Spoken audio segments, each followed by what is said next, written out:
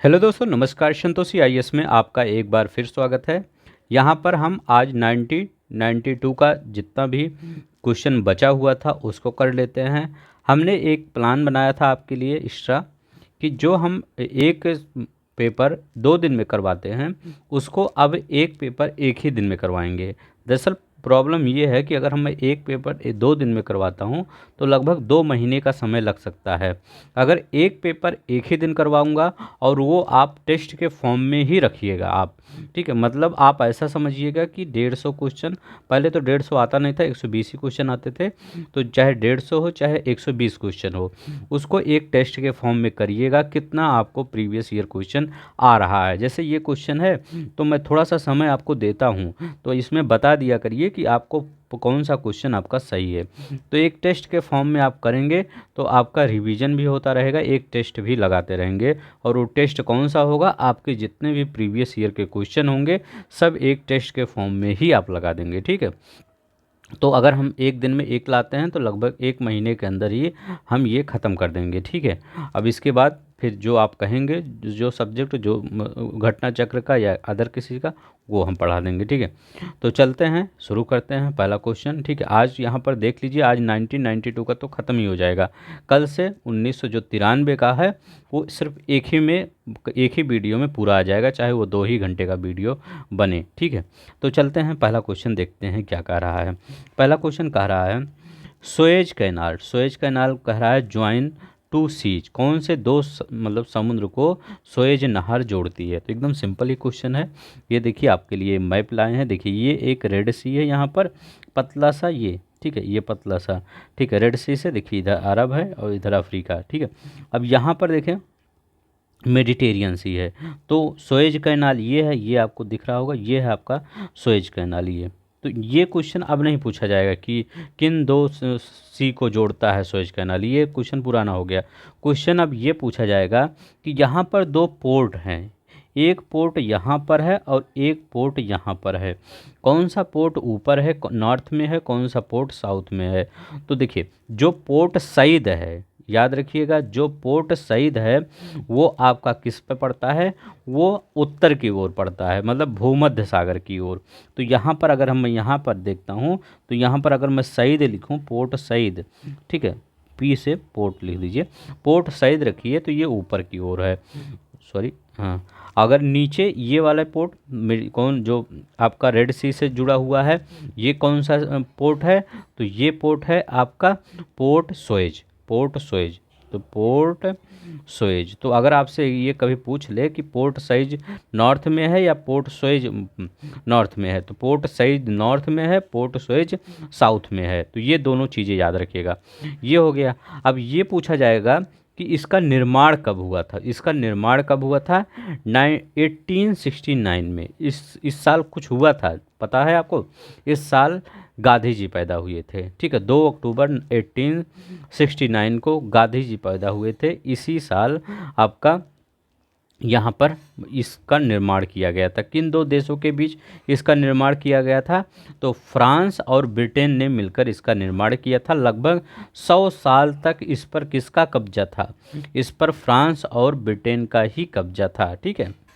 इसके बाद इसको क्या कर दिया गया, मिस्र को दे दिया गया। तो मिस्र ने 1956 में, ठीक है, 1956 में इसका राष्ट्रीयकरण, नेशनलाइज कर दिया। आज अगर आप देखा जाए तो मिस्र की जीडीपी इसी नहर पर ही बेस है, ठीक है। एक चीज़ और पूछा जाता है, दो चीज़ तो आप, एक चीज़ तो आपको ये बता दिए पोर्ट सईद और पोर्ट सोएज, एक ये पूछा जाता है कि लिटिल आपका एक झील है, लिटिल झील और ग्रेट बिटर, ये कहाँ पर है, तो ये दोनों उत्तरी भाग में है। कहाँ पर, उत्तरी भाग में, इस नहर के उत्तरी भाग में लिटिल झील और ग्रेट बिटर झील, ठीक है। तो यहाँ लिखिए लिटिल झील और ग्रेट बिटर झील, ग्रेट बिटर झील। तो अभी हमने आपको क्या क्या बताया कि पोर्ट सईद और पोर्ट सोएज यहाँ पर है, सोएज नहर में, झील की बात करें, उत्तर में लिटिल और ग्रेट झील है। ये 100 साल तक फ्रांस और ब्रिटेन के कब्जे में रहा। 1956 में यह मिस्र ने इसका राष्ट्रीयकरण कर दिया। 1869 में यह बना था, ठीक है। और ये 2 सी को जोड़ता है, मेडिटेरियन सी और रेड सी, बस इतना याद रखिएगा। चलते हैं नेक्स्ट देखते हैं। यहाँ पर भूमध्य सागर और रेड सी को ये जोड़ता है, तो मेडिटेरियन सी और लाल सागर को जोड़ता है। नेक्स्ट देखते हैं, बोलगा नदी कहाँ गिरती है। ये क्वेश्चन है, बोलगा नदी कहाँ गिरती है। तो बोलगा नदी लाल सागर में गिरती है, कैस्पियन सागर में, काला सागर में, भूमध्य सागर में। आप इसमें हो सकता है कन्फ्यूज हो या आप सबको आ ही रहा हो। तो बोलगा नदी याद रखिएगा कैस्पियन सागर में गिरती है। कहाँ पर? कैस्पियन सागर में गिरती है। निकलती कहाँ है? तो एक पहाड़ी है, याद रखिएगा, वालदाय पहाड़ी, वालदाय पहाड़ी, यहाँ से निकलती है बोलगा। अब देखिए यहाँ दिखाते हैं, ये है बोलगा, बोलगा रिवर देख रहे हैं, यही है बोलगा रिवर। यहाँ कहाँ गिर रही है? ये कैस्पियन सी है, देखिए कैस्पियन सी में गिर रही है। अब यहाँ पर आपको कुछ पढ़ना है। हमेशा ये जो एशियन, ये सेंट्रल एशियन कंट्री हैं, इनकी कैपिटल पूछ लिया जाता है। तो तुर्कमेनिस्तान की कैपिटल क्या है? अश्गाबाद। तो हमने इसको कैसे याद करवाया था कि यहाँ पर तुर्क लिखा गया है, और तुर्क आए थे किससे? तुर्क आए थे घोड़े से, घोड़े से आकर भारत पर कब्जा किए थे। तो अश्वा लिखा गया, अश्वागा, अश्गाबाद। तो अश्गा मतलब अश्व, ठीक, अश्व घोड़ा समझ लीजिए। तो तुर्कमेनिस्तान, अश्गाबाद। अब यहाँ लिखा गया उज्बेकिस्तान की राजधानी ताशकंद, इसको तो आपको पता ही होगा, लाल बहादुर शास्त्री से रिलेटेड है। अब देखिए किर्गिस्तान, किर्गिस्तान क्या है? बिश्केक है इसकी राजधानी। ताजिकिस्तान की ये क्या है? दुशांबे है। ताजिकिस्तान की दुशांबे है, याद रखिएगा, ताजिकिस्तान की दुशांबे है। कजाकिस्तान की, तो कजाकिस्तान की क्या है? अस्ताना है। तो कजाकिस्तान की अस्ताना, उज्बेकिस्तान की ताशकंद, तुर्कमेनिस्तान की अश्गाबाद, ताजिकिस्तान की दुशांबे, ठीक है। तो ऐसे याद रख लीजिए। ताज के लिए, अगर ताज के लिए लड़ाई हो, ऐसे याद है, ताज यहाँ आ रहा है ना, ताज वर्ड आ रहा है। तो अगर ताज के लिए लड़ाई हो तो ताज मतलब 7 जो पूरे वर्ड में हैं उसमें से एक है, तो इसके लिए क्या हो जाए? दुश्मन, दुश्मन हो जाएंगे, बन जाएंगे, ठीक है। तो दुशांबे से दुश्मन, तो ताज के लिए दुश्मन, ठीक है। तो ऐसे ही याद कर लीजिए, किर्गिस्तान, बिश्केक, ठीक है। कैस्पियन सागर में गिरता है, तो यहाँ पर मैंने मैप में भी दिखा दिया कहाँ पर गिर रहा है। इसके बाद एक पूछा जाता है, कैस्पियन सागर के तट पर कौन सी राजधानी है। तो अजरबैजान की राजधानी जो बाकू है वो कैस्पियन सागर के तट पर है, इतना चीज़ याद रखिएगा। कैस्पियन सागर में यूराल, ठीक है, यूराल भी नदी यहाँ पर गिरती है, ठीक है, कैस्पियन सागर में, ठीक है। तो यूराल और ये बोलगा नदी जानते हैं, ये यूरोप की सबसे लंबी नदी है। इसकी लंबाई कितनी है बोलगा की? 3887 किलोमीटर इसकी लंबाई है। कहाँ कितनी? 3887 किलोमीटर इसकी लंबाई है बोलगा नदी की। चलते हैं नेक्स्ट देखते हैं। यहाँ पर सुएज नहर बनाने से भारत की पश्चिमी देशों की दूरी कम हो गई है। सुएज नहर भूमध्य सागर को लाल सागर से जोड़ता है। तो ये देखिए, पहले क्या था? पहले जब सुएज नहर नहीं बना था, ये यहाँ कहाँ गया ये, तो यहाँ पर जब पोर्ट नहीं आता था तो ये इधर से जो अफ्रीका एरिया है वहाँ से जाता था यूरोप, ठीक है। कोई भी सामान, जैसे मान लीजिए भारत से जाना हुआ तो भारत किधर, इधर से जाता था, तो ज़्यादा दूरी तय करती हूँ। लेकिन यहाँ से जब बन गया तो लगभग 7,500 या 7,000 इसी के करीब है। इतनी दूरी कितनी कम हो गई, ठीक है। तो यहाँ पर क्या है? सुएज नहर बनाने से पश्चिमी देशों की दूरी एकदम कम हुई, एकदम सही है। सुएज नहर भूमध्य सागर को लाल सागर से जोड़ता है, एकदम ये भी सही है। तो कौन है? आर दोनों सही सही है, या आर एस की व्याख्या कर, तो यही सही है। तो ये क्या व्याख्या कर रहा है ना, तभी तो है। मतलब ये सब, ये क्वेश्चन जानते कैसे समझ के, कि अगर मैं पूछूं कि सुएज नहर भारत की पश्चिमी देशों की दूरी कम हो गई है, तो आप ये क्वेश्चन करिए क्यों कम हो गई है, आप बताइए। तो आप कहेंगे कि सुएज नहर भूमध्य सागर को लाल सागर से जोड़ती है, इसीलिए कम हो गई है। मान लीजिए कोई एक रास्ता ये है, एक रास्ता ये है, बीच में कोई रास्ता नहीं है। अगर किसी को जाना हुआ ऐसे घूम, यहाँ जाना है, ठीक है, तो किसी को जाना हुआ तो ऐसे घूम के यहाँ, यहीं जाना है, ऐसे घूम के ये पूरा जाएगा। लेकिन अगर यहीं पर एक और रोड बना दिया जाए यहाँ पर, तो क्या हुआ? ये दूरी कम हो गई ना। तो वैसे मतलब इसका एक्सप्लेनेशन सही कर रहा है। चलते हैं नेक्स्ट देखते हैं, ठीक है, यही दिख रहा है। ये देखिए रेड सी है और मेडिटेरियन सी है। अब चलते यहाँ देखते हैं, मौलिक अधिकारों का संरक्षक है। अब बताइए मौलिक अधिकारों का संरक्षक है, तो आप जानते हैं कि इसमें हमेशा कंफ्यूज होते होंगे, ये आप कंफ्यूज होंगे सर्वोच्च न्यायालय में, सुप्रीम कोर्ट में या पार्लियामेंट में, संसद में, तो दोनों में ही कंफ्यूज होंगे। राष्ट्रपति प्रधानमंत्री तो आप हटा ही देंगे पहले। अब देखिए कैसे आप सर्वोच्च न्यायालय ही रखेंगे, कैसे, देखिए आपका ऐसे ही बता रहा हूँ, जैसे संसद है, पार्लियामेंट है, पार्लियामेंट में मान लीजिए किसी पार्टी की बहुत ज़्यादा मेजॉरिटी है, तो वो क्या कर सकता है, आपके मौलिक अधिकार के साथ छेड़छाड़ कर सकता है। तो वैसे तो आपका सुप्रीम कोर्ट इसको मतलब आपके उसमें दिया गया है कि इससे छेड़छाड़ नहीं की जा सकती, लेकिन कभी कभी होता है जब एकदम पावरफुल गवर्नमेंट बन जाती है, देखिए तो इस पर थोड़ा सा खतरा मंडराने लगता है, किस पर, मौलिक अधिकार पर, ठीक है, फंडामेंटल राइट पर कुछ भी हो सकता है, ठीक है। तो मतलब आप ये कह सकते हैं कि इसको कुछ कोई चेंज नहीं कर सकता। हाँ मैं भी मानता हूँ कि आपका ये फंडामेंटल राइट है, बेसिक स्ट्रक्चर का पार्ट होता है, ठीक है ये, लेकिन कोई नहीं चेंज कर सकता। लेकिन बट जब मेजॉरिटी भरपूर होती है तो हो सकता है कि कुछ चेंज हो जाए, ठीक है, जब एकदम मेजॉरिटी मतलब हद से ज़्यादा मेजॉरिटी आ जाए, ठीक है, किसी पार्टी की, तो मतलब हो सकता है। तो ये याद रखिए सर्वोच्च जो न्यायालय है यही हमेशा क्या करता है, आपका मौलिक अधिकारों की रक्षा करता है। मेरा ये कहने का मतलब है, कभी भी जैसे अभी प्रेजेंट टाइम में वोटिंग का सिचुएशन चल रहा है, ठीक है, तो चाहे आपकी कांग्रेस आए चाहे बीजेपी आए, कोई भी गवर्नमेंट आए, लेकिन हमेशा ये रखिए, आप ये सोचते होंगे कि जब अगर अच्छी मेजॉरिटी किसी पार्टी की आ जाती होगी तो वो देश के लिए अच्छा होता होगा। हाँ देश के लिए तो अच्छा होता है एक हिसाब से, लेकिन उसका एक निगेटिव भी देखिए हर चीज़ का एक निगेटिव भी होता है, एक पॉजिटिव भी होता है। जब आप पॉजिटिव वे में लेंगे तो पॉजिटिव लगेगा, निगेटिव वे में लगेंगे निगेटिव लगेगा। क्यों, देखिए क्यों ऐसा मैं कह रहा हूँ, देखिए जब किसी पार्टी का, कोई भी पार्टी हो, मैं किसी एक पार्टी की बात नहीं कर रहा हूँ, चाहे वो कांग्रेस हो चाहे बीजेपी हो, जब किसी पार्टी को हद से ज़्यादा मेजॉरिटी मिल जाती है तो वो थोड़ा सा मतलब खुद की बात वो करने लगती है। वैसे ये हैबिट होती है, किसी आदमी के पास बहुत ज़्यादा जब पैसा आ जाता है तो उसके अंदर थोड़ा सा आप जो हिंदी में वर्ड बोलते हैं, थोड़ा सा उसके अंदर वैसा फीलिंग आता है कि उससे बड़ा कोई नहीं है, ठीक है। तो हमेशा ऐसा ही सोचा करिए कि किसी भी सरकार की पार्टी बने, लेकिन बहुत ज़्यादा मेजॉरिटी ना बने। ये भी आपका बहुत अच्छी बात है कि ज़्यादा मेजॉरिटी अगर बन जाती है तो वो भी देश के लिए खतरा होता है, ठीक है।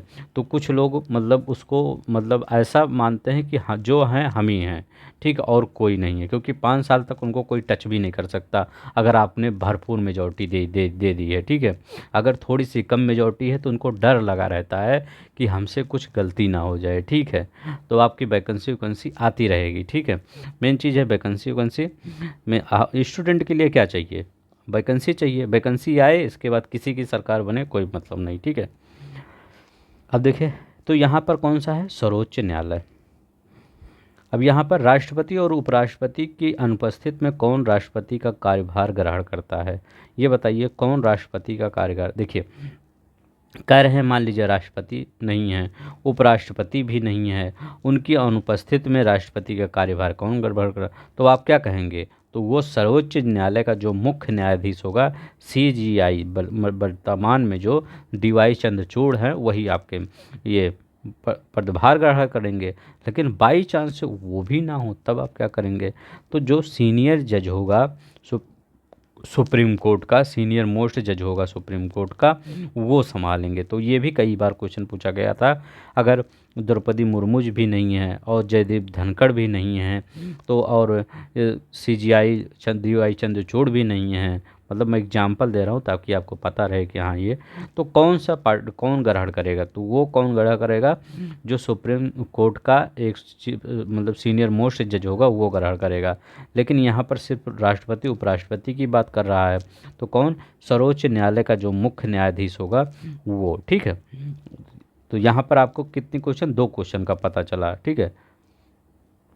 राज्यपाल किसके प्रति उत्तरदायी होता है, अब कह रहे हैं राज्यपाल किसके प्रति उत्तरदायी होता है, उत्तरदायी मतलब क्या जानते हैं, जैसे आपका जैसे सब कुछ कौन देख रहा है, आपके मम्मी पापा देख रहे हैं, आपके मम्मी पापा आपको पढ़ाई करवा रहे हैं, कुछ भी कर रहे हैं, तो आप किसके प्रति उत्तरदायी होंगे? आप अपने मम्मी पापा के प्रति उत्तरदायी होंगे। तो इसीलिए राज्यपाल को कौन नियुक्त करता है? राष्ट्रपति नियुक्त करता है। जो नियुक्त करेगा उसी के लिए उत्तरदायी होंगे। ठीक है, तो राज्यपाल किसके लिए? राष्ट्रपति के लिए उत्तरदायी होता है। ठीक है, तो एक चीज़ ये भी पूछा जाता है कि यह किसके प्रसाद पर्यंत कार्य करता है। मतलब जब तक राष्ट्रपति चाहेगा तब तक ये काम करेगा, जब राष्ट्रपति कहेगा कि आपकी कोई ज़रूरत नहीं उस राज्य में, तो वो काम करना बंद कर देगा, वह इस्तीफा दे देगा। तो वो राष्ट्रपति के प्रसाद पर्यंत कार्य करता है और वो उत्तरदायी होता है राष्ट्रपति के प्रति। ठीक है, कुछ भी कहिए तो मेन राष्ट्रपति होता है। ये बताइए, राष्ट्रपति के उम्मीदवार के लिए क्या आवश्यक नहीं है? तो बताइए क्या आवश्यक नहीं है? तो हमारे देश की विडंबना यही है कि वह पढ़ा लिखा हो, यही इम्पोर्टेंट नहीं है। ठीक है, आपसे क्या बोला जाता है कि आप इतनी पढ़ाई करिए कि आप कुछ अधिकारी कुछ बनिए। ठीक है, लेकिन सबसे मोस्ट इम्पोर्टेंट पोस्ट के लिए कोई पढ़ाई नहीं है। ठीक है, वह 35 साल का एज हो, ये तो एकदम सही है। देखिए मैं कुछ चीज़ें वैसे ही बोलता हूँ जो मतलब लिखी नहीं रहती, इस वो मेरा एक पर्पज़ होता है कि ताकि आपको कई समय तक याद रहे। तो कहानी के लिए बता देता हूँ ताकि याद रहे आपको। ठीक है, सांसद चुने जाने की योग्यता रखता हो, ये भी सही है। Have a qualification of become a member of parliament, मतलब एक सांसद चुने जाने की वह योग्यता रखता हो। देश का नागरिक होती, ये सब तो सही है, लेकिन हमको ये थोड़ा सा कम हजम होता है। ठीक है, वह पढ़ा लिखा नहीं हो, पढ़ा लिखा भी होना चाहिए। ठीक है, इसको संशोधन करना चाहिए क्योंकि अब सभी लोग पढ़े लिखे हैं। ठीक है, कैबिनेट में सम्मिलित होते हैं, बताइए कैबिनेट में कौन सम्मिलित होते हैं? ये तो कैबिनेट में कौन से सम्मिलित होते हैं? देखिए कैबिनेट में जब कैबिनेट की बात आ जाती है तो केवल कैबिनेट मंत्री, जैसे पहले नवरत्न होते थे। ठीक है, ये मौर्य वो वहाँ पर चाहे आप गुप्ता पीरियड में देख लीजिए, चाहे अकबर वाले मुग़ल काल में देख लीजिए, नवरत्न माने जाते थे। ठीक है, जैसे आप यहाँ पर मान लीजिए शिवाजी मराठा में अष्टप्रधान होते थे, वैसे ही आज के युग में इसको इंग्लिश नाम दे दिया गया कैबिनेट। ठीक है, कैबिनेट मतलब क्या होता है? जो मोस्ट इम्पोर्टेंट मंत्री होते हैं वही होते हैं। ठीक है, तो मोस्ट इम्पोर्टेंट अगर आपसे मैं पूछूं क्या राज्य मंत्री या उप मंत्री यहाँ पर शामिल होते हैं? जैसे एक कोई होता है रक्षा मंत्री, तो राज्य रक्षा मंत्री ऐसे होता है। ठीक है, या ये स्वास्थ्य मंत्री तो राज्य स्वास्थ्य मंत्री होता है, उसके नीचे एक पद होता है राज्य स्वास्थ्य मंत्री। ठीक है, तो लेकिन वो कैबिनेट में शामिल नहीं होता, कैबिनेट में सिर्फ कैबिनेट वाले ही शामिल होंगे, जैसे अमित शाह जी और राजनाथ सिंह जी, नितिन गडकरी जी और निर्मला सीतारमण जी। तो ये जो मोस्ट इम्पोर्टेंट लोग हैं यही कैबिनेट में शामिल होते हैं। उप मंत्री, जैसे उप मंत्री लिखा दिया जाए, या क्या कहते हैं राज्य मंत्री। ठीक है, राज्य मंत्री ये आपके कैबिनेट में शामिल नहीं होते हैं, इसको हटा दीजिए इन सबको। ठीक है, आप यही बोलेंगे। चलते हैं नेक्स्ट देखते हैं। किस सभा का अध्यक्ष उसका सदस्य नहीं होता? बताइए किस सभा का? राज्यसभा।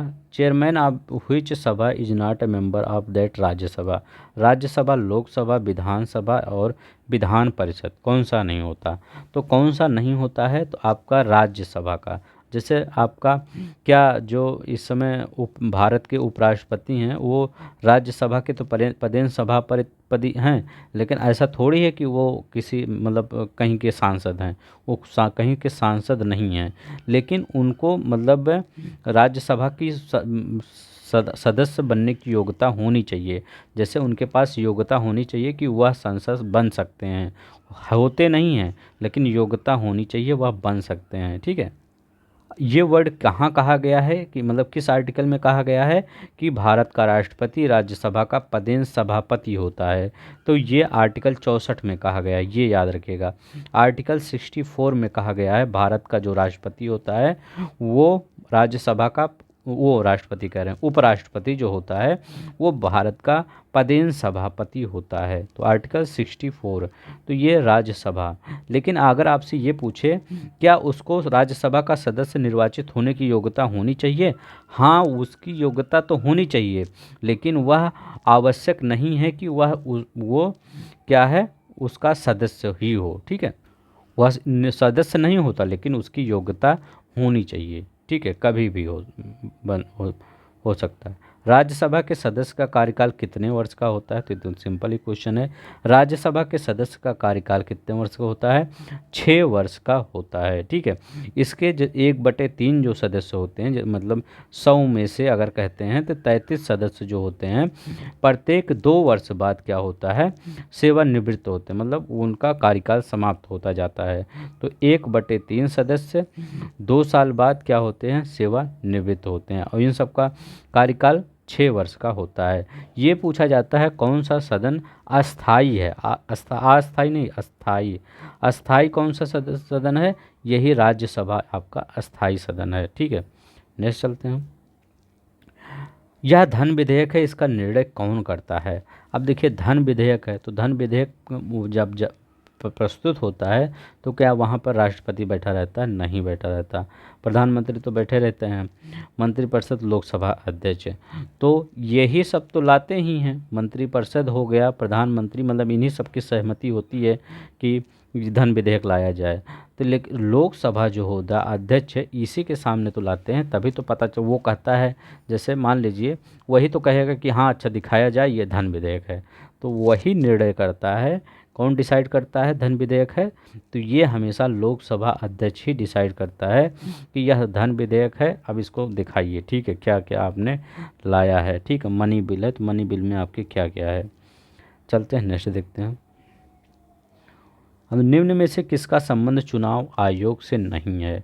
बताइए किसका संबंध चुनाव, बहुत ही अच्छा क्वेश्चन था, मैं एक बार देख रहा था इस क्वेश्चन को, मुझे वैसे काफ़ी अच्छा क्वेश्चन लगा। इस क्वेश्चन को करिए। कह रहे हैं नोटिफिकेशन अबाउट द इलेक्शन, चुनाव की अधिसूचना जारी करना, चुनाव चिन्ह का बंटवारा करना, चुनाव की वैधता का निपटारा करना, चुनाव शांतिपूर्ण ढंग से करना। ये देखिए, इस क्वेश्चन में अगर कोई भी क्वेश्चन होता तो इस क्वेश्चन को गलत करके चला आता है। क्यों? क्योंकि चुनाव आयोग से नहीं संबंधित है, मतलब ठीक है, संबंध उसका नहीं है। तो इसका कौन सा आंसर होगा? इसका आंसर होगा फर्स्ट, ठीक है, फर्स्ट होगा। चुनाव की अधिसूचना कौन जारी करता है? ये चुनाव आयोग नहीं जारी करता है। चुनाव की सूचना कौन जारी करता है? राष्ट्रपति लोकसभा और राज्यसभा के लिए जारी करता है। कौन? प्रेसिडेंट जो होता है लोकसभा एंड राज्यसभा के लिए जारी करता है, और राज्यपाल ये प्रेसिडेंट है, ठीक है। और जो राज्यपाल होता है, जो गवर्नर होता है, वो किसके लिए जारी करता है? वो विधानसभा के लिए जारी करता है, विधानसभा के लिए और विधान परिषद के लिए, ठीक है, याद रखिएगा, विधान परिषद के लिए जारी करता है। तो ये याद रखिएगा, चुनाव की नोटिफिकेशन अबाउट द इलेक्शन ये कौन जारी करता है? ये प्रेसिडेंट जारी करता है लोकसभा राज्यसभा के लिए। गवर्नर जो होता है वो विधानसभा और विधान परिषद के लिए जारी करता है। ये बहुत ही अच्छा क्वेश्चन है। अब देखिए, यहाँ करें चुनाव चिन्ह का बंटवारा करना, ये किसका काम है? इसी का काम है। किसका? चुनाव आयोग का काम है, इलेक्शन कमीशन का काम है, इसी का काम है। चुनाव की वैधता का निपटारा करना, ये भी इसी का काम है। चुनाव शांतिपूर्ण ढंग से करवाना जो भी चल रहा है, ठीक है, तो वो ये भी इसी का काम है, ठीक है। तो चलते हैं नेक्स्ट देखते हैं। काफ़ी अच्छा क्वेश्चन। ये देखिए, मेयर का कार्यकाल कितने वर्ष का होता है? अभी जहाँ हो सकता है आप जहाँ रह रहे हो वहाँ प्रधान हो, और आप, ठीक है, और कुछ लोग जहाँ रह रहे होंगे हो सकता है वहाँ मेयर हो, ठीक है। तो मेयर का जो चुनाव होता है वो कितने वर्ष का होता है? 5 वर्ष का होता है, ठीक है। कितने? वही जो प्रधानी ये सब होता है, यही मान लीजिए, जैसे आपका प्रधानमंत्री होता है पूरा देश चलाता है, सीएम होता है प्रदेश चलाता है, और जो मेयर होता है एक मतलब आपका क्षेत्र, ब्लॉक, ये सब चलाता है, और प्रधान होता है पूरा गांव, अपना 3-4 गांव लगा के चलाता है। तो वही होता है, सबका 5 ही साल होता है, ठीक है, सिर्फ अगर राज्यसभा वाले मेंबर को छोड़ दिया जाए। तो इसमें कौन सा होगा? इसका लगाए थे कि नहीं? इसका पहला वाला होगा, ठीक है, इसका पहला वाला, इसका 5 साल होगा। चलते हैं नेक्स्ट देखते हैं। ऑपरेशन फ्लड सिकंड का संबंध निम्न में से किससे है? तो मतलब पूछ रहे हैं ऑपरेशन फ्लड सिकंड का संबंध किससे है? इसका ऑप्शन क्या है? तो सेकंड कहें, फर्स्ट करें, ऑपरेशन फ्लड मतलब क्या? दुग्ध आपूर्ति से है। तो ऑपरेशन फ्लड किसका है? दुग्ध आपूर्ति से। इसको श्वेत क्रांति के नाम से जाना जाता है। देखिए यह 3 चरणों में आई थी। 3 चरणों में कौन कौन से, देखिए फर्स्ट जो चरण आया था ये 1970 से 78 के बीच में आया था। ठीक है, ये चला था 1970 से 78 के बीच में, ये फर्स्ट वाला चला था। ठीक है, और जो सेकंड वाला चला था, सेकंड वाला कब चला था, तो ये आपका चला था 1978 से 1985 के बीच में, जो पूछा है आपका 1978 से 1985 के बीच ये चला था। ठीक है, तो ये आपका सेकंड वाला चला था। अगर थर्ड वाला पूछा, क्योंकि ये 3 चरणों में चला था, तो कभी कभी चरण भी पूछ लिया जाता है कौन कौन से चरण में चलाया गया था। तीसरा चरण में कौन कौन से चलाया गया था, तो 1985 से 1994 तक। ठीक है, 94 तक ये चलाया गया था। थर्ड वाला 85 से 94 के बीच चलाया गया था।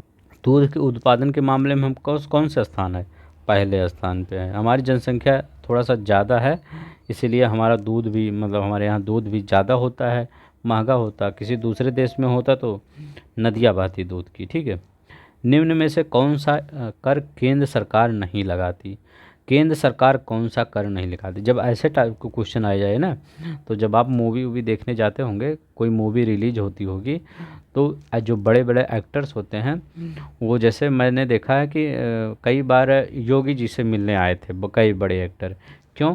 क्योंकि उत्तर प्रदेश की जनसंख्या ज़्यादा है, और उत्तर प्रदेश में अगर मूवी कोई चल गई बढ़िया से, तो 3-4 स्टेट को एक ही साथ मिला लेगी ये। ठीक है, ये तो कई लोग मोदी जी, योगी जी से मिलने आते हैं। ठीक है, तो मतलब कौन क्या क्या मनोरंजन है। ठीक है, मनोरंजन कर सरकार लगाती है। ठीक है, तो ये कौन, उत्तर प्रदेश सरकार, ये नॉट लिविड सेंट्रल गवर्नमेंट, मतलब कौन सा टैक्स नाट लगाए जाते हैं किसके द्वारा, सरकार के द्वारा। तो ये मनोरंजन कर, तो ये मोदी जी से नहीं मिलते हैं, योगी जी से आके मिलते हैं। ठीक है, गिफ्ट टैक्स जो होता है ये सेंट्रल गवर्नमेंट का। ऐसे याद रख लीजिए, कभी नहीं भूलेगा कि जो ये स्टार होते हैं, एक बार मैं देखा था संजय दत्त आए थे।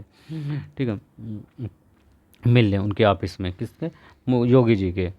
तो मुझे तभी से एकदम पता चल गया कि हाँ कुछ टैक्स उसका फॉर्म होगा कि आप टैक्स में छूट कर दीजिए। योगी जी से कह रहे होंगे कि टैक्स में छूट कर दीजिए, हमारी मूवी चल जाए अच्छी से। ठीक है, तो उसी से इसी ऐसे याद कर लीजिए। ठीक है, इंडिविजुअल व्यक्तिगत इनकम टैक्स किसके द्वारा, तो इनकम टैक्स सरकार के द्वारा, सेंट्रल गवर्नमेंट के। कारपोरेट टैक्स, निगम कर, ये भी किसके द्वारा, सेंटर के द्वारा। तो गिफ्ट, इंडिविजुअल, कारपोरेट, ये सब किसके द्वारा, कि सरकार के द्वारा लगाया, केंद्र सरकार के द्वारा। लेकिन जो इंटरटेनमेंट टैक्स होता है ये राज्य सरकार के द्वारा लगाया जाता है। ठीक है, चलते हैं नेक्स्ट देखते हैं। अब इतनी कहानी बता दी हैं तो योगी जी वाला तो कम से याद ही हो जाएगा।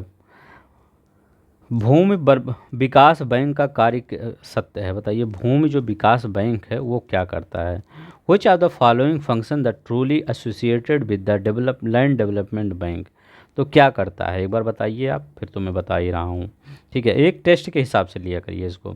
तो क्या है, दीर्घकालीन ऋण कृषकों को उपलब्ध कराना। तो भूमि विकास बैंक है क्या, तो ऋण ही उत्पन्न कराएगा क्या, और क्या करवाएगा। तो अल्पकालीन नहीं, दीर्घकालीन ऋण कृषकों को उपलब्ध करवाना। तो ये पहला वाला हो जाएगा। नेक्स्ट देखते हैं, भारतीय रिजर्व बैंक के बारे में निम्न में से कौन सा कथन सही नहीं है, बताइए। भारतीय रिजर्व बैंक के बारे में निम्न में से कौन सा कथन सही नहीं है।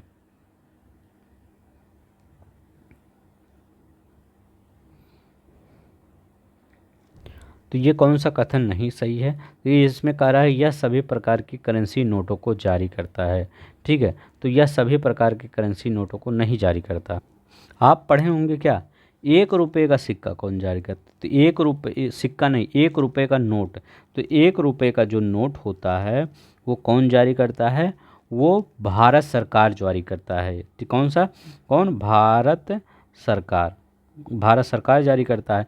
ये पूछ लिया जाता है इस पर हस्ताक्षर किसके होते हैं। जैसे और नोटों पर हस्ताक्षर आप देखेंगे तो गवर्नर के, आरबीआई जो गवर्नर होते हैं उनका हस्ताक्षर होता है। लेकिन अगर 1 रुपये के नोट पर हस्ताक्षर देखेंगे तो वो सचिव का हस्ताक्षर होता है। किसका? सचिव का। बस भारत सचिव के का हस्ताक्षर होता है इस पे 1 रुपये के नोट पर। तो यहाँ करा सभी प्रकार के करेंसी नोटों को जारी किया जाता है आरबीआई के द्वारा, तो ये गलत है। यह भारत सरकार के शाखा बैंक के रूप में कार्य करता है। जैसे आपका भी कोई बैंक होगा, आपने भी किसी बैंक में अपना खाता खुलवाया होगा, like HDFC, axis bank, union bank, किसी बैंक में, वैसे उसी प्रकार है भारत सरकार का भी एक बैंक होता है। कौन सा बैंक? जो आरबीआई के रूप में कार्य करता है। यह बैंकों का बैंक है, मतलब सभी बैंकों का बैंक। आपको कोई प्रॉब्लम हुआ तो आप आखिरी बार कहाँ तक जा सकते हैं? आरबीआई तक जा सकते हैं, वहाँ पर आपका सोल्यूशन हो जाएगा। यह विदेशी मुद्रा का विनिमय करता है, तो इट एक्सचेंज फॉरेन एक्सचेंज, ये भी सही है। ठीक है, तो तीनों सही है, आपका ये गलत है। अब देखिए आरबीआई के बारे में कुछ याद रख लीजिए। इसका गठन कब हुआ? तो 1 अप्रैल 1935 को हुआ। 1 अप्रैल 1935। जिनको स्लो लगेगा वो प्लीज़ तेज कर लेंगे। ठीक है, राष्ट्रीयकरण कब हुआ? ठीक है, नेशनलाइजेशन इसका कब हुआ? तो 1949 को हुआ इसका नेशनलाइजेशन। ठीक है, इस बैंक की स्थापना किस आयोग के द्वारा की गई थी? तो ये यंग हिल्टन आयोग के द्वारा। ठीक है, हिल्टन यंग आयोग या हिल्टन अंग या कोई भी आयोग, इसी के द्वारा सुझाया गया था, इसीलिए इस बैंक की स्थापना की गई थी। ठीक है, इतना याद रखिएगा। चलते हैं नेक्स्ट देखते हैं। वस्तु की मात्रा बदलने पर अपरिवर्तित रहता है। साइंस का क्वेश्चन है, बहुत इंपॉर्टेंट है। कह रहे हैं अगर वस्तु की मात्रा बदल दिया जाए तो क्या अपरिवर्तित रहता है? मैं बताऊं, ये मान लीजिए एक पत्थर है ये। ठीक है, ये एक पत्थर है। ठीक है, अब इस पत्थर में जो मॉलिक्यूल हैं इतने पास पास हैं, जो इनका रहने का वो है वो सब एक पास पास है। तो ये जो पास पास रहते हैं या दूर दूर रहते हैं, इसको क्या कहा जाता है? तो इसको कहा जाता है डेंसिटी। मतलब वो कितने डेंस एरिया में, जैसे आप जनसंख्या जब जनगणना उगणना पढ़ते होंगे तो पॉपुलेशन डेंसिटी पढ़ते होंगे। पॉपुलेशन ऐसे डेंसिटी ऐसे याद कर लिए, नहीं तो आपको घनत्व तो ही नहीं पता चलता कि घनत्व तो कहना क्या चाह रहा है। घनत्व, घनत्व तो वही होता है कि एक एरिया में कितने लोग परसेंट। अगर आप जनसंख्या की बात करेंगे, पॉपुलेशन सेंसस की बात करेंगे, तो उसमें हम सब आ जाएंगे कि कितने लोग प्रेजेंट हैं 1 किलोमीटर, 1 वर्ग किलोमीटर जनसंख्या में। अगर किसी पदार्थ की बात करेंगे तो आप कहेंगे इस पूरे पदार्थ में कितने मॉलिक्यूल प्रेजेंट हैं। ठीक है, तो अगर मैं ये कह रहा हूँ कि वस्तु की मात्रा बदल दिया जाए, मात्रा बदलने का मतलब यहाँ से पूरा काट दिया जाए। ठीक है, यहाँ से काट दिया जाए तो अब आपके पास कितना बचा? आपके पास इतना ही तो बचा, इतना ही बचा। लेकिन जो डेंसिटी होगी उसके अंदर मॉलिक्यूल जितना प्रेजेंट होगा वो तो इतना ही रहेगा। जैसे मैं आपको एग्जांपल क्या दूँ? एग्जांपल मैं देता हूँ आपका मृत सागर, डेड सी की एग्जांपल देता हूँ। याद रखिएगा, डेड सी बहुत अच्छा एग्जांपल है। ठीक है, डेड सी बोला जाता है, उसमें इतना खारापन है, इतना ज़्यादा डेंसिटी है कि आप अगर उस पर अखबार पढ़ेंगे तो आप तैर के भी पढ़ सकते हैं अखबार, ये बोला जाता है।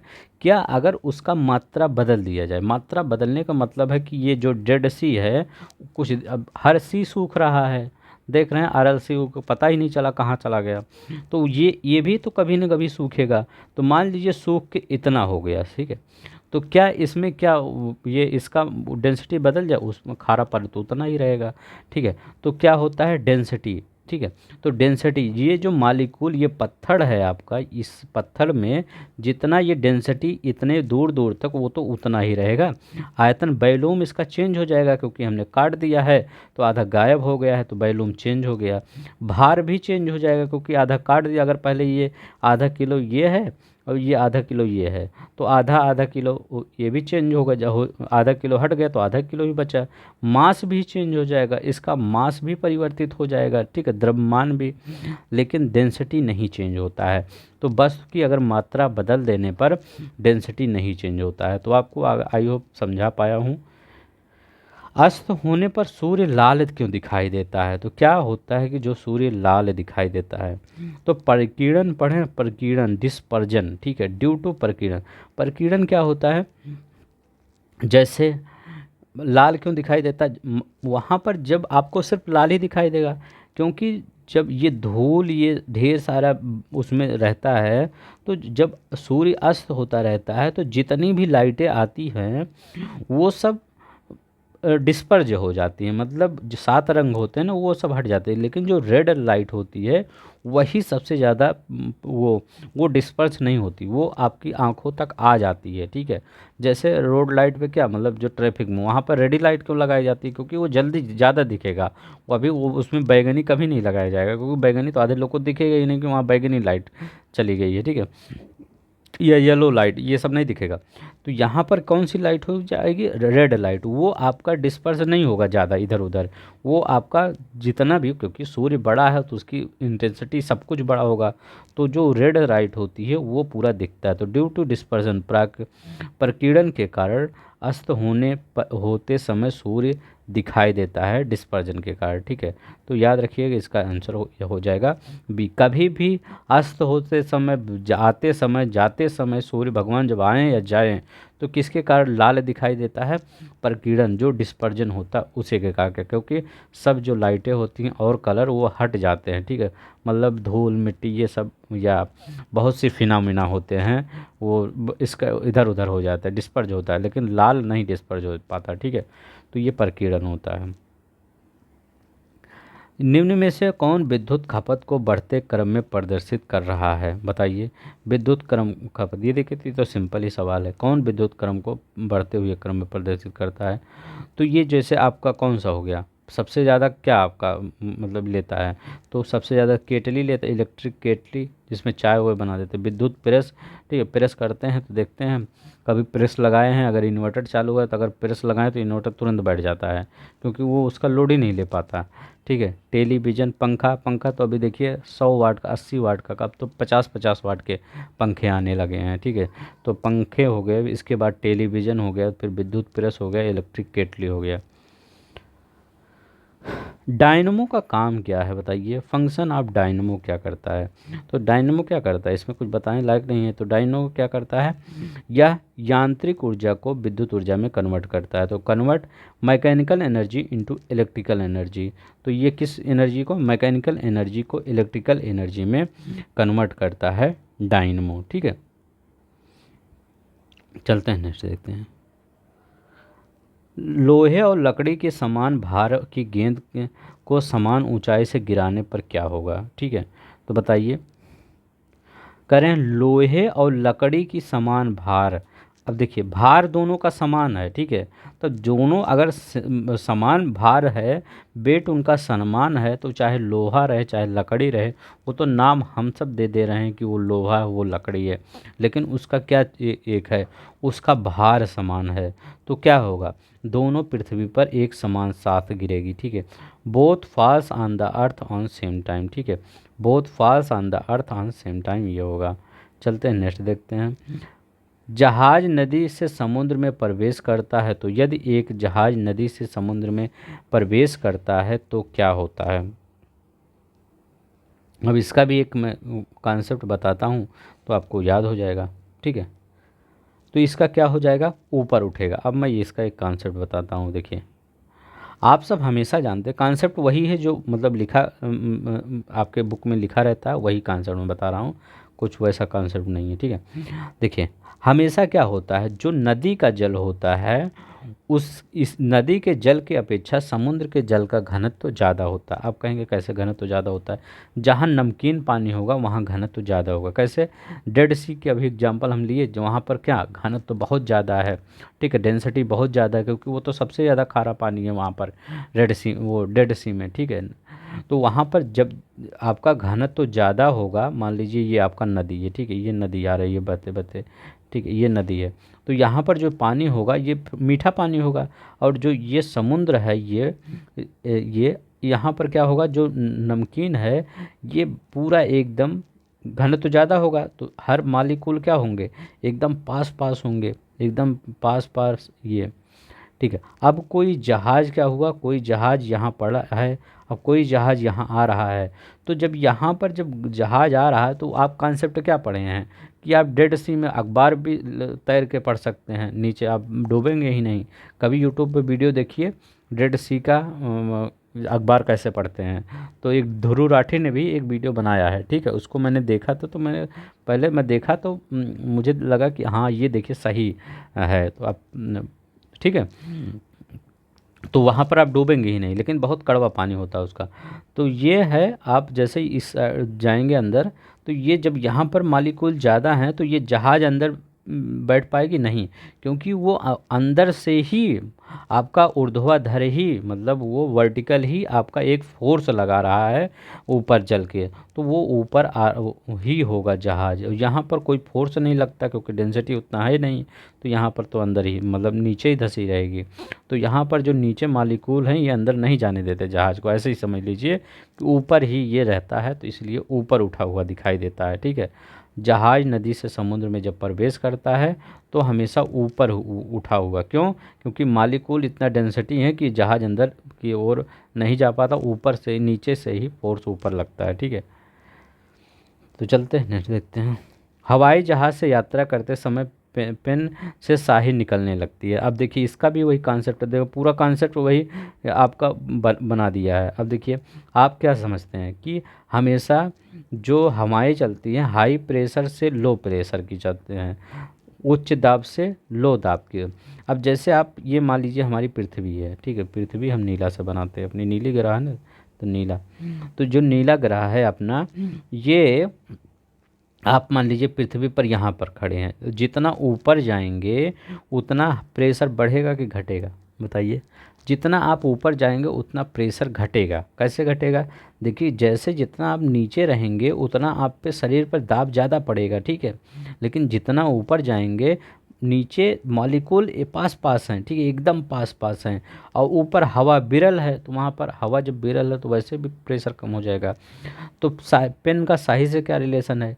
जब आप हवाई जहाज़ में बैठते हैं तो वहाँ पर ऊपर क्या होता है, हवाई जहाज़ में वो जब ऊपर जाते हैं तो वहाँ पर प्रेशर कम हो जाता है, लेकिन जो आपके पेन का वो प्रेशर अंदर, मान लीजिए ये पेन है, ये पेन, ठीक है, ये पेन है, एक मिनट, ये पेन है आपका, तो यहाँ का जो प्रेशर है ये हाई प्रेशर रहेगा, और ये जो बाहर का प्रेशर है ये लो का प्रेशर। तो अभी हमने बताया कि हमेशा हाई प्रेशर से लो प्रेशर की ओर जाता है, इसीलिए अंदर हाई प्रेशर बना हुआ है और ये अंदर लो, तो इसीलिए स्याही ये गिरने लगती है। क्यों गिरने लगती है? क्योंकि यहाँ हाई प्रेशर से लो प्रेशर जाता ही है, आप पढ़े ही हैं। तो हाई प्रेशर से लो प्रेशर, तो वायु दाब में किसके कारण? कमी के कारण। जब वायु दाब कमी हो जाती है तो क्या होता है, ये जो इसमें स्याही भरी है ये बाहर निकलने लगती है, ठीक है। अगर पेन आप ऐसे भी रखे हैं तब भी बाहर निकलने लगती है, ठीक है, ऐसे, तब भी ऐसे बाहर निकलने लगे, गिरेगी, क्योंकि इसके अंदर जो प्रेशर वो हाई प्रेशर है और बाहर एकदम लो प्रेशर है, तो ये हमेशा बाहर ही जाने का प्रयास करेगी, ठीक है। तो ऐसे ही याद रखिए। और यहीं जब ज़मीन पे रहेगा तो ज़मीन पे, तो यहाँ पे जो मान लीजिए यहाँ वायुमंडल है, यहाँ भी सेम प्रेशर है, यहाँ अंदर भी सेम प्रेशर है, तो वो मैनेज हो जाता है वायु दाब में कमी के कारण। जैसे जैसे ऊपर जाएंगे वायु दाब में कमी होती है, ठीक है। हाँ, जो लोग नए होंगे प्लीज़ चैनल को सब्सक्राइब कर लेंगे अगर आपको कॉन्सेप्ट अच्छा लग रहा होगा, ठीक है। थोड़ा सा मैं समय लेता हूँ लेकिन मैं सोचता हूँ कॉन्सेप्ट आपको बता दूँ। भारी वाहन में डीजल का उपयोग इसलिए किया जाता है, क्यों किया जाता है, ठीक है। भारी वाहन में डीजल का प्रयोग क्यों किया जाता है? जैसे ट्रक बस देखे होंगे, क्या पेट्रोल से चलता है? वो सब डीजल से ही चलते हैं, ठीक है। क्यों किए जाते हैं? क्योंकि उच्च क्षमता होता है और आर्थिक बचत होती है, तो हाइयर कैपेसिटी उनकी होती है, मनी सेविंग होती है, ठीक है। तो हाइयर कैपेसिटी और मनी सेविंग। ट्रक रख के कैपेसिटी मतलब क्या होगा, ट्रक को रख कितना भी उसमें बोझ डाल दिया जाए लेके खींच लेंगे, और तो पेट्रोल वाला नहीं खींच पाएगा, ठीक है। लेकिन बचत भी होती है मतलब मनी की, क्योंकि डीजल सस्ता भी मिलता है। प्राकृतिक रबड़ बहुलक है, पॉलीमर किसका है? प्राकृतिक रबड़। तो प्राकृतिक रबड़ किसका बहुलक है? तो प्राकृतिक रबड़, नेचुरल रबड़ किसका है? ये आइसोप्रीन का बहुलक है। किसका है? आइसोप्रीन का बहुलक है, ठीक है। चलिए नेक्स्ट देखते हैं। फोटोग्राफी में उपयोगी तत्व क्या है? इसका हमने आपको ट्रिक बताया है कि फोटोग्राफी में उपयोगी तत्व क्या है। तो इसको ऐसे ही ट्रिक याद कर लीजिए, जब आप फ़ोटो लेते हैं, कहीं आप जाते हैं, मान लीजिए किसी स्थान पर टहलने घूमने, तो मान लीजिए आप फ़ोटो खिंचाना चाहते हैं, मतलब पीछे कोई सीन है, आप फ़ोटो लेना चाहते हैं, और किसी से कहते हैं कि ब्रो मेरा फ़ोटो खींच दीजिए, मान लीजिए कोई जा रहा है उससे, तो उससे कहते हैं कि ब्रो मेरा फ़ोटो खींच दीजिए, तो सिल्वर ब्रोमाइड, ऐसे ही मैं याद करवाया हूँ आपको, ठीक है।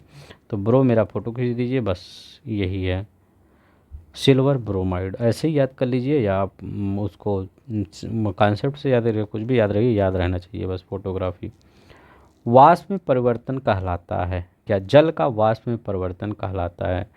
जो जल होता है जब वह वाष्प में परिवर्तित होता है क्या? अब देखिए दो दो चीज़ें होती है, एक होता है केमिकल चेंज, एक होता है फिजिकल चेंज। तो केमिकल जो परिवर्तन होता है, भौतिक परिवर्तन होता है, उसमें पुनः उसको, जैसे कोई चीज़ परिवर्तित हुआ, उसको पुनः पुनः उसी चीज़ फॉर्म में लाया जा सकता है। जैसे आपका एक तालाब है, तालाब से जब ये यहाँ से जल वापस जाता है ऊपर, ऊपर क्या होता है? वाष्पीकरण होता है। इसके बाद ऊपर जाके जल कंडेंसेशन होके यहाँ पर नीचे गिर जाता है फिर, ठीक है, वेपराइजेशन के तहत। तो ये क्या होता है, मतलब ऊपर गया जल, नीचे आ गया, फिर वो जल बन गया, तो ये भौतिक परिवर्तन हो गया। लेकिन अगर कोई चीज़ जो जल गया फिर नहीं वापस आ सकता, वो क्या होता है? वो रासायनिक परिवर्तन होता है। जैसे मैं कहूँ कि आप एक कागज़ को जला दीजिए, कागज़ आप जला देंगे तो क्या कागज़ को जलाने के बाद राख से फिर कागज़ बना लेंगे? नहीं बनेगा, तो वो रासायनिक परिवर्तन हो गया। तो अगर हम जल का वाष्प में परिवर्तन कर देते हैं, जल वाष्पित होकर ऊपर चली गई, फिर तो कुछ दिन मान लीजिए गर्मी में चली गई, फिर बरसात जब आएगा, जुलाई आएगा, तो जुलाई में क्या होगा? वही वापस नीचे आ जाएगा। तो ये क्या हो जाएगा? फिजिकल परिवर्तन होगा, जल का वाष्प में परिवर्तन फिजिकल परिवर्तन हो जाएगा। अब देखिए यहाँ पर खाद्य संरक्षण फूड प्रोसेसिंग हेतु प्रयुक्त किया जाता है। तो बताइए फूड प्रोसेसिंग हेतु क्या प्रयुक्त किया जाता है?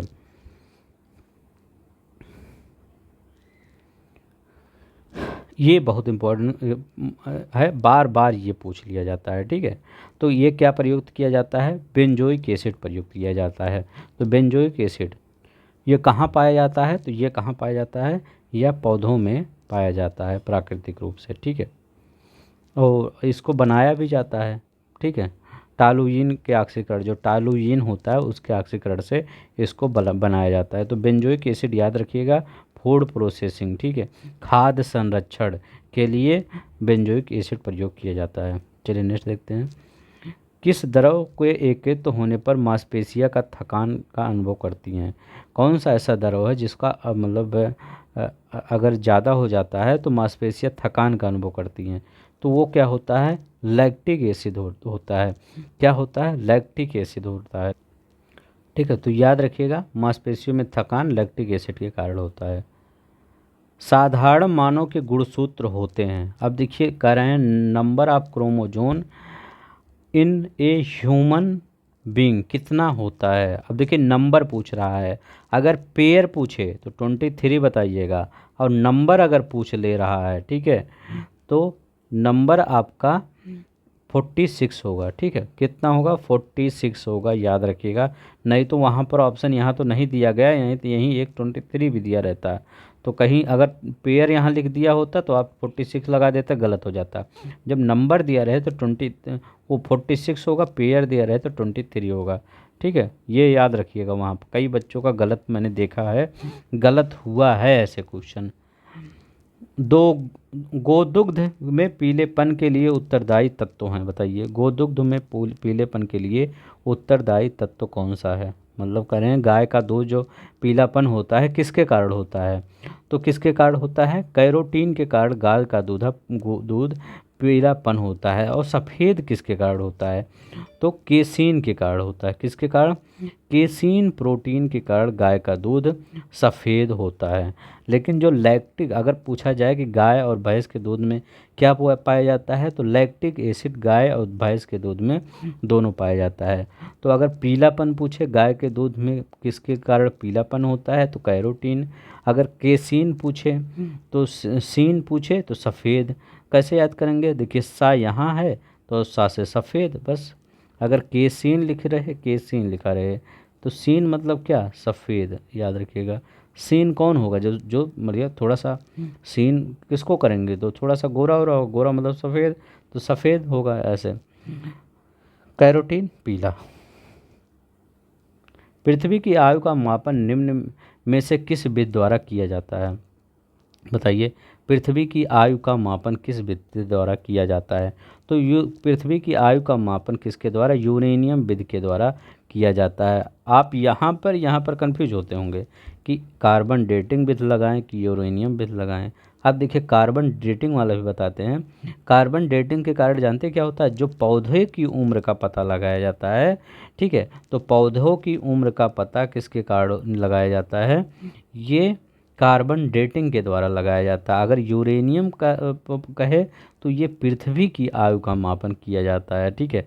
पौधों का कार्बन डेटिंग, यूरेनियम पृथ्वी का मापन किया जाता है। तो यूरेनियम कैसे याद करेंगे? बार बार आप कंफ्यूज अगर होते होंगे तो याद रखिएगा, यू से क्या होता है? यूनिवर्स। क्या होता है? यू से यूनिवर्स। यूनिवर्स में क्या है आपका? पृथ्वी है। यूनिवर्स में तो पौधे भी होते हैं, लेकिन आपके दिमाग में यूनिवर्स मतलब पृथ्वी भी आएगा उसी में, ठीक है। अब अपने हिसाब से कोई भी ट्रिक बना लीजिएगा, लेकिन यूरेनियम पृथ्वी, ठीक है। चलते हैं नेक्स्ट देखते हैं। परमाणु रिएक्टर क्या है? परमाणु रिएक्टर क्या है? तो परमाणु न्यूक्लियर फर्नेस है, परमाणु भट्ठी है, ठीक है। अब देखिए, ये पूछा जाता है ईंधन के रूप में आणविक भट्टी और न्यूक्लियर फर्नेस में किस चीज़ का प्रयोग किया जाता है? तो यूरेनियम 235 का प्रयोग किया जाता है और प्लूटोनियम 293 का प्रयोग ईंधन के रूप में किया जाता है। तो ये दोनों याद रखिएगा, कौन से? यूरेनियम 235 का प्रयोग और प्लूटोनियम 293 का प्रयोग किया जाता है। अब आपसे ये पूछे कि ये फर्नेस कहाँ से वर्ड आ गया? तो ऐसा था कि शिकागो विश्वविद्यालय के एक प्रोफेसर थे, उनका नाम था फर्मी, ठीक है। उन्हीं के निर्देशक में पहली बार परमाणु रिएक्टर बनाया गया, इसीलिए इसको फर्नेस बोला जाता है, न्यूक्लियर भट्ठी या फर्नेस। तो सबसे पहले परमाणु रिएक्टर किसने बनाया, मतलब बनाया? तो प्रोफेसर फर्मी के निर्देशक में शिकागो विश्वविद्यालय में बनाया गया, इसीलिए न्यूक्लियर फर्नेस बना। यूरेनियम 235, प्लूटोनियम 293 का प्रयोग। निम्न में से कौन उत्तर प्रदेश की जनजाति है? उत्तर प्रदेश की जनजाति कौन है? तो उत्तर प्रदेश की जनजाति है थारू, या उत्तराखंड के भी जनजाति हुआ। अगर पूछे उत्तर प्रदेश में कहाँ पर पाया जाता है ये, तो उत्तर प्रदेश में जो तराई इलाका है, जैसे ये उत्तर प्रदेश, ये जो तराई इलाका है, लखीमपुर, गोरखपुर, ये सब एरिया में यहाँ पर तराई क्षेत्रों में मनाते हैं।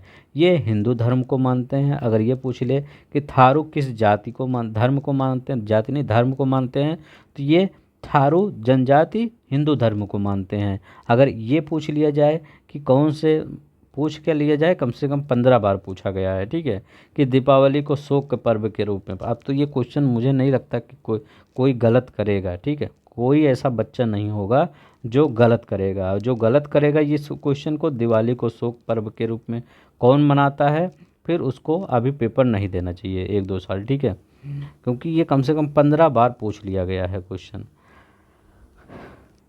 अब संथाल भी देख लेते हैं कहाँ पाया जाता है। तो संथाल कहाँ पाया जाता है? ये झारखंड में, उधर ही विद्रोह हो रहा था ना संथाल का। तो संथाल झारखंड में, बिहार में, वहाँ और पश्चिम बंगाल में, उस साइड एरिया में पाया जाता है। मतलब जो आपका ये प्यारा भारत है, तो इस साइड में संथाल पाया जाता है। गोंड ये ऊपर वाला साइड में, जो ये ऊपर वाला ये वहाँ, यहाँ वो गोंड का रहा हूँ। थारू ये तराई वाले क्षेत्र में, संथाल यहाँ पर। और कौन बचा है? भील। भील जनजाति यहाँ पर मध्य प्रदेश में, मध्य प्रदेश, राजस्थान, गुजरात, यहाँ पर भील पाई जाती है, ठीक है। और बस कौन सा, और गोंड बचा है। गोंड भी मध्य प्रदेश में पाई जाती है, ठीक है। गोंड जनजाति मध्य प्रदेश में और छत्तीसगढ़ में पाई जाती है, ठीक है। अब यहाँ देखिए, रेडियम, पेनिसियम, पेनिसिलिन और एक्सरे चेचक, ये तो देखिए पिछली बार भी क्वेश्चन आया है, इस बार भी। तो ये कौन सा आपका सही होगा? तो रेडियम की खोज के, तो ये कहाँ है मैडम जी? हैं कहीं? हाँ, मैडम क्यूरी, ठीक है। तो मैडम क्यूरी ने रेडियम की।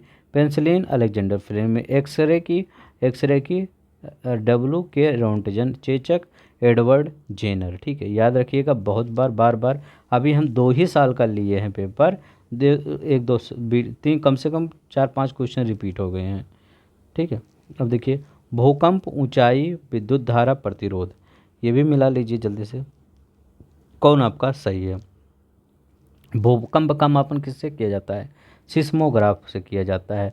ऊंचाई का मापन किससे किया जाता है? तो अल्टीमीटर, तो अल्टीमेट पढ़ते नहीं है कि अल्टीमेट, पूरा अल्टीमेट मतलब एकदम एक्सट्रीम पॉइंट पे आप चले जाएं, तो ये यहाँ अल्टीमीटर। विद्युत धारा किससे? तो विद्युत धारा किससे मतलब मापा जाता है? तो अमीटर से। इलेक्ट्रिक करंट, अमीटर, याद रखिएगा, इलेक्ट्रिक करंट अमीटर। प्रतिरोध, रेजिस्टेंस, ओम, ठीक है, रेजिस्टेंस तो पता ही होगा आपको, यही आपका भूलता है। इलेक्ट्रिक करंट अमीटर, ठीक है, इलेक्ट्रिक करंट अमीटर, ठीक है। अब यहाँ ये वाला बताइए, ये भी कई बार क्वेश्चन पूछा गया है, अभी तक पूछा जा रहा है, लेकिन बच्चे अभी तक गलत करके चले आए। बिरजू महाराज कहाँ से रिलेटेड, किससे रिलेटेड है? सुमेलित कीजिए। तो बिरजू महाराज कहाँ से हैं? कत्थक से, कत्थक से बिरजू महाराज। अब देखिए जाकिर हुसैन कहाँ से? तबला से। ये दोनों अब तो पता रहता है कि बिरजू महाराज कत्थक से, जाकिर हुसैन तबले से, ठीक है। तो कैसे तबला वाला याद करेंगे? 3 अक्षर जाकिर हुसैन में भी पड़ता है, और ये जाकिर में भी, हुसैन में भी, तबला में 3 अक्षर, ठीक है। तो याद रख लीजिए, तब जाकिर हुसैन कभी भी आए तबला लगाइए, बिरजू महाराज कत्थक लगाइए। अली अकबर, अली अकबर किससे रिलेटेड है? हरि प्रसाद चौरसिया किससे रिलेटेड हैं? तो हरि प्रसाद चौरसिया बांसुरी से रिलेटेड हैं। किससे? बांसुरी से हरि प्रसाद चौरसिया। इसको कैसे याद करेंगे? अब हरि तो बोला जाता है विष्णु भगवान को, लेकिन कृष्ण भगवान ही समझ लीजिए, ठीक है, क्योंकि उन्हीं के रूप हैं सब, ठीक है। तो हरि मतलब विष्णु, कृष्ण भगवान, तो कृष्ण भगवान बांसुरी लिए रहते हैं, तो हरि क्या हुआ? बांसुरी। अली अकबर, अली अकबर किससे? सरोद से हैं, ठीक है, अली अकबर सरोद से। खुला विश्वविद्यालय, हिंदी ज़्यादा लिख दिया है ये। Open university was stabilise, first open university कहाँ पर स्टेबलाइज की गई थी? तो फर्स्ट यूनिवर्सिटी कहाँ पर की गई थी? आंध्र प्रदेश में, आंध्र प्रदेश में फर्स्ट यूनिवर्सिटी। कब? 1982 में। आप कहेंगे सर ये जो इंदिरा गांधी मतलब ओपन यूनिवर्सिटी है, ये इंदिरा गांधी राष्ट्रीय ओपन यूनिवर्सिटी इससे पहले स्थापित हुई थी? हाँ, आपका जो इंदिरा गांधी वाला है दिल्ली वाला, वो कब स्थापित हुआ था? 1985 में स्थापित हुआ था, ठीक है, इग्नू जिसको कहते हैं, ठीक है, इग्नू। तो Indira Gandhi open open national university, Indira Gandhi open national university IGNOU, ठीक है, ये कब? 1985 में स्थापित किया गया था।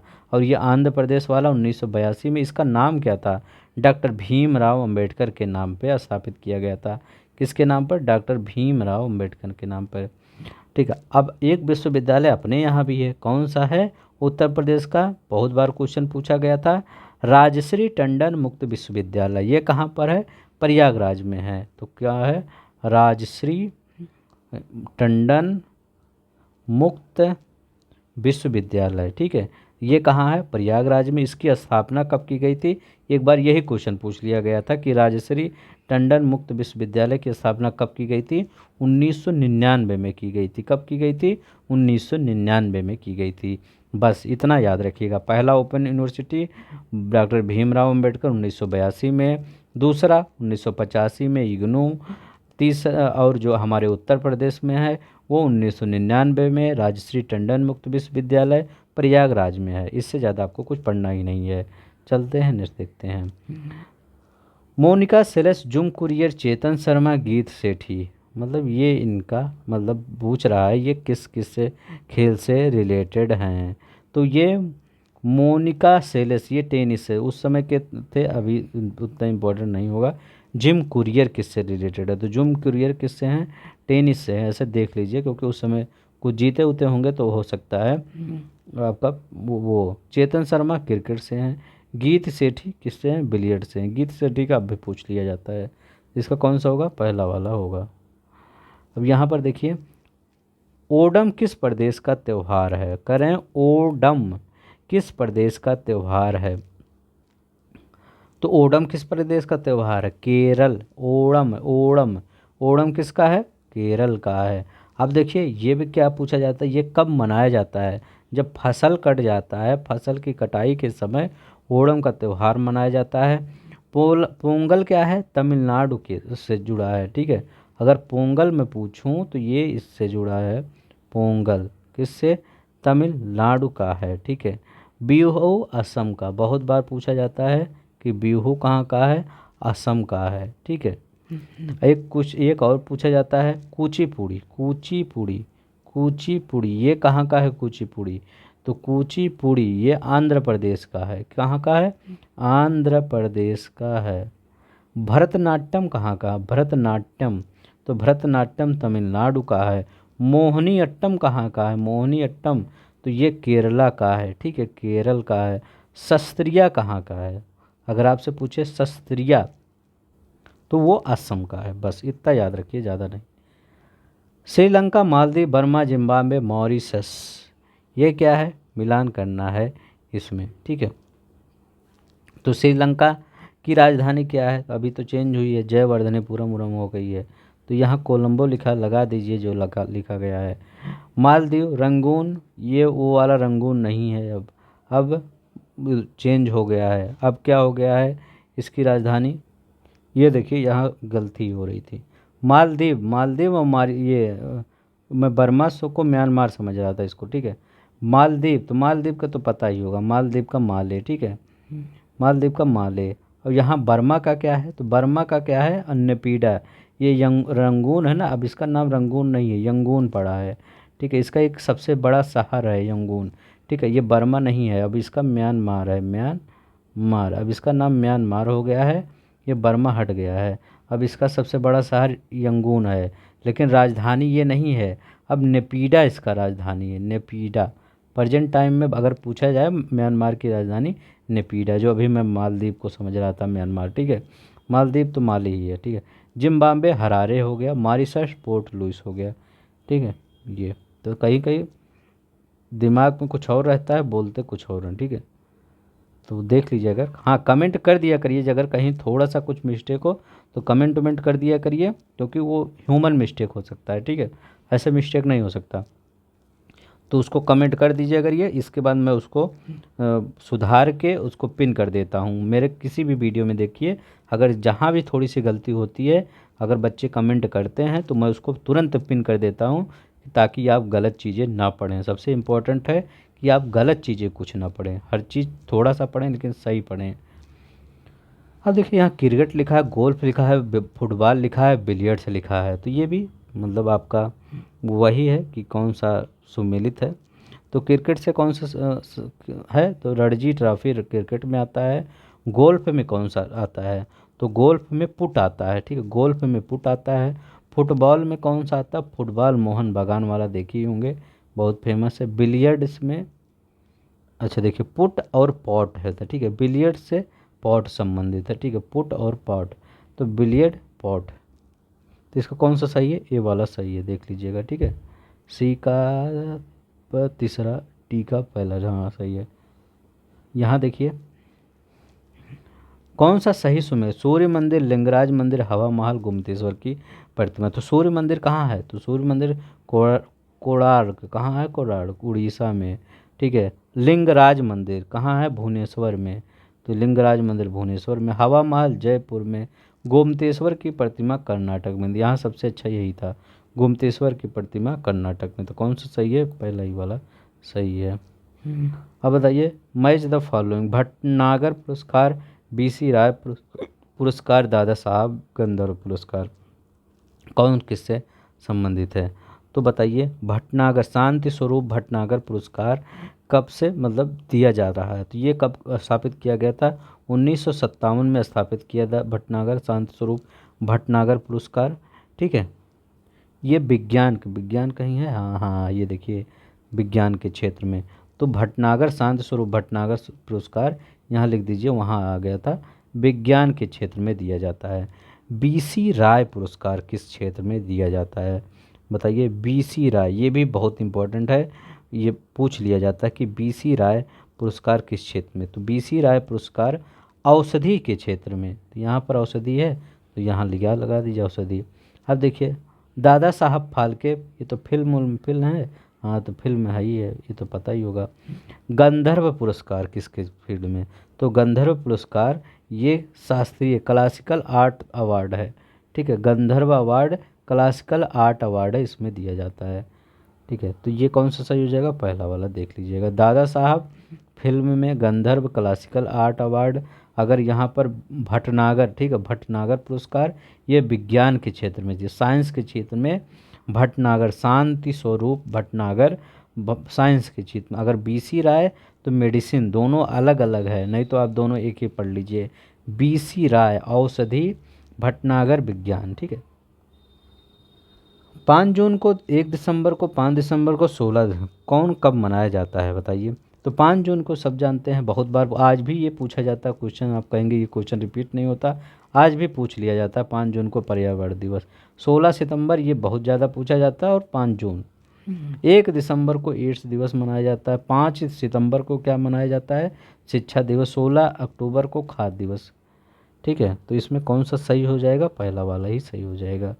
यहाँ बताइए, चिपको आंदोलन किससे संबंधित है। ये वृक्षों को काटने बचाने से, जब मतलब वहाँ के आदिवासी लोग या वहाँ की महिलाएं जाके वृक्ष से मतलब चिपक जाती थी, इसीलिए इसको चिपको आंदोलन कहा गया। इसके नेता कौन थे, सुंदर लाल बहुगुणा और चंडी प्रसाद भट्ट, ठीक है, ये दोनों इसके नेता थे, ठीक है।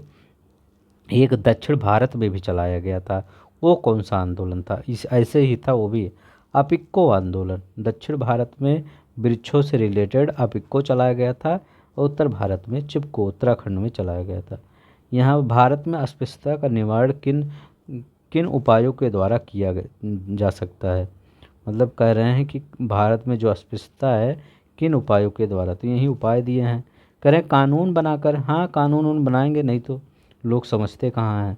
बाई अपलिफ्टमेंट ऑफ एजुकेशन, ये तो बहुत अच्छी बात है, ठीक है। शिक्षा पहले दीजिए, कानून भी बना दीजिए, सब कुछ सही हो जाएगा। जन जागरण, हाँ लोगों को जागरूक करने, नौकरियों में प्रवेश करने, तो ये तो और खराब कर देगा, ठीक है। अस्पृश्यता, जो नौकरी पा जाता है और जो नहीं पाया रहता उसको, वो आजकल जाति वाला कम हो गया है, ठीक है। ये जाति वाला जो अस्पृश्यता चल रहा था ये कम हो गया, जो आर्टिकल आप 17 पढ़ते हैं वो कम हो गया है, ये वाला आर्टिकल ज़्यादा चलन में आ गया है। जो बेरोजगार है उसको ही अस्पृश्य समझ रहे हैं, ठीक है। पूरी तरह से चेंज हो रहा है दुनिया। अभी अब 10 साल बाद और देखेंगे क्या होगा। जो नौकरी नहीं पाया रहेगा, कोई भी जॉब नहीं पाया रहेगा, अगर वो तो गवर्नमेंट, मान लीजिए प्राइवेट तो कहीं पा गया, अगर कहीं गवर्नमेंट और प्राइवेट कुछ नहीं पाया तो उसको मतलब जो सबसे नीचे वाला कास्ट, सब बराबर ही होते हैं, कोई भी कास्ट नीचा ऊंचा नहीं होता, सब एकदम सेम ही होते हैं।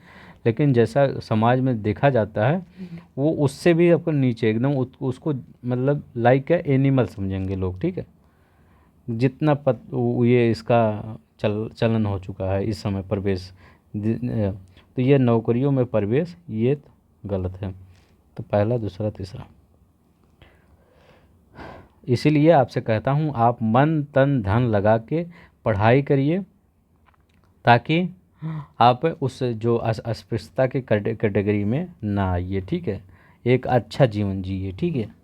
नहीं तो उस जीवन का क्या जिसमें आप को अस्पृश्यता कहा जाए। अस्पृश्यता मतलब क्या है कि लोग, समाज ही इतना बेकार हो चुका है, वो जैसे उसके पास कोई टैलेंट ही नहीं, अब नौकरी नहीं आ रहा है, नहीं पा रहा है, उसमें उसकी क्या गलती है।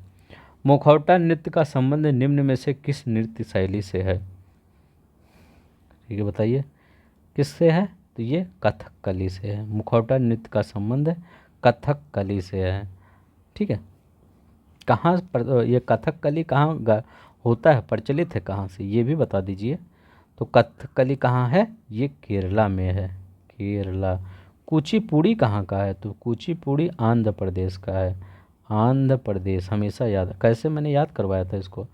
पूड़ी, पूड़ी आप देखे हैं, सब्जी पूड़ी, कहीं भंडारा होता है तो क्या होता है, आंध्र भोज, आंध्र भोज याद रखेंगे। आंध्र भोज एक शब्द होता है, आंध्र भोज। तो भोज में क्या मिलता है, पूड़ी मिलता है, बस इतना समझ लीजिए।